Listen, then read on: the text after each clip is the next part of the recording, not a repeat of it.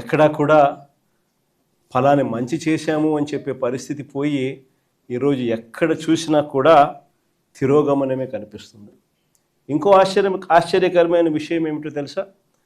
మన 5 సంవత్సరాల కాలంలో మనం 3,31,000 కోట్లు మనం అప్పులు మనం చేస్తే ఆ 3,31,000 కోట్లలో 2,73,000 కోట్లు నేరుగా మీ జగన్ బటన్లు నొక్కడం, నా అక్క చెల్లెమ్మల కుటుంబాల ఖాతాల్లోకి నేరుగా డబ్బులు వెళ్ళిపోవడం చూశాం.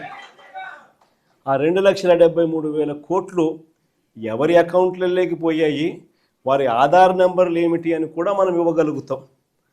అంతగా మనం 3,31,000 కోట్లు అప్పు తెస్తే 2,73,000 కోట్లకు ఈ మాదిరిగా మనం జమా ఖర్చు కూడా ఇవ్వగలుగుతాం ఆధార్ నెంబర్లతో సహా.